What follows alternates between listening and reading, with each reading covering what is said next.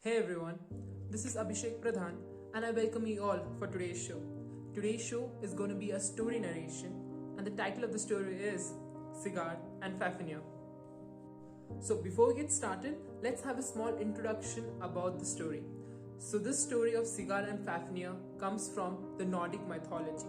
The Nordic mythology prevailed in the regions of the present-day Germany, Denmark, Sweden and the surrounding areas. If you're still not able to relate with it, don't worry, because it has a few characters which I guess everyone is familiar with. Come on, who doesn't know about Loki and Odin from the Marvel cinemas? This story is a part of their cultural civilization. So that's all with the small introduction. Without wasting any more moment, let's get started with our story. Long ago, in the ancient city of Norsemen, there lived a woven king. His name was King Hreidmar. King Hreidmar had 3 sons who all possessed different gifts. However, they all were shapeshifters. Of the 3 sons was Regin. Regin was a master craftsman who had built a palace of gold for his father. Fafnir was the toughest and strongest among the brothers, so he offered to guard the palace in order to prevent others from robbing the treasury. Last but not the least, the final son, Otto, was believed to be the master fisherman that existed at that time on this land. One day, Otto transformed himself and went to the river to catch his father a fish. It was the same day when 3 of the Norse gods were passing by the river to see King Hreidmar. Loki saw the otter and his beautiful pet, so he killed him, skinning him and taking his prize. Once arriving at the king's house, Loki displayed his spell to the king, wishing to be admired. But the dwarfs recognized of what once had been their family member. King Hreidmar became enraged and demanded Loki to pay back for his son's death. Everyone knew that the dwarfs admired gold and gems, so Loki agreed to repay the king. In his travels, Loki remembered that he saw a vast treasure at the bottom of the lake. Loki went to the lake only to be surprised to find that the treasure was guarded by a huge, monstrous pike. The pike begged Loki to spare his life, and in return, he can have all the treasure except for a ring which he valued the most. But Loki didn't negotiate with the pike, thinking that the ring might be very valuable, so he took all the treasure including the ring of the pike with him. During his return, the pike casted a spell on the ring. The ring will now bring bad luck to those who possessed it. Loki then returns back to the king and hands over his new treasure, including the ring.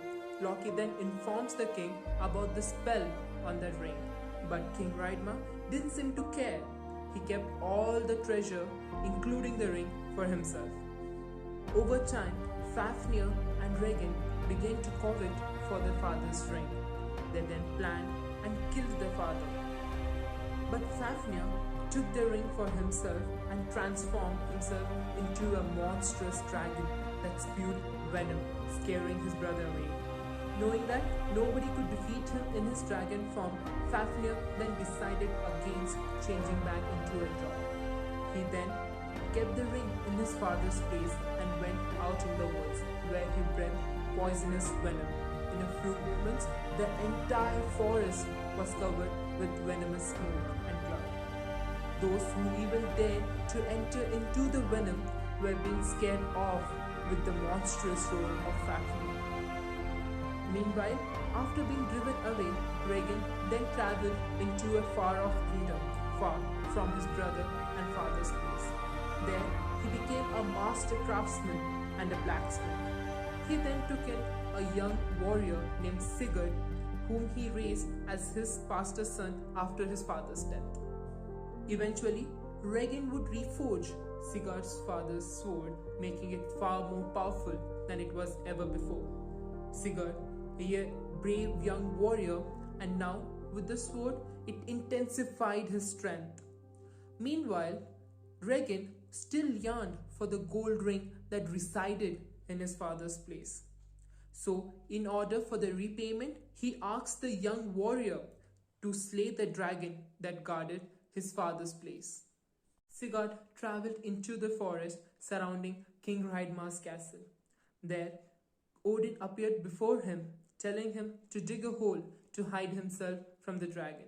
He also suggested him to dig holes in order to drain the blood of the great dragon. Sigurd then selects the shore of a lake where he had seen Fafnir drinking water.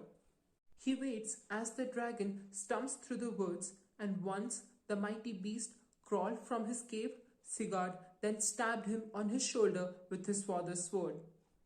Fafnir then roars with pain and anger, but he knows that he is mortally wounded. With his dying breath, he tells Sigurd the story of his family and warns that the treasure and Regin would be the cause of the young warrior's death. Regin, who was hiding nearby, came forward, happy seeing his dragon brother has been slain. He then drinks the blood of the mighty beast so that he could gain some of the dragon's power. He then asked Sigurd to roast the dragon's heart so that he could have it for dinner. Sigurd agrees and sets off for his task. But when he reaches to the heart though, his hand is dipped in the dragon's blood, and the strange magic of the shapeshifter gave Sigurd the ability to communicate with the birds. Looking over the shoulder, the young warrior finds two raven looking at him from the trees. He then recognizes them as the messenger of Odin, who then tells Sigurd that Regin is planning on to slay the young warrior and to keep the treasure for himself. Before the dwarf could betray him, Sigurd then slays Regin, bringing an end to the family of King Hreidmar. With the forest now free from the dragon's control, Sigurd then travels to the place where he sees the massive treasure. The young warrior took all the treasure that he could see, including the ring. Sigurd knows all men have to die, but before they do, they all want to be wealthy. Well, that ends our story. Thank you for watching.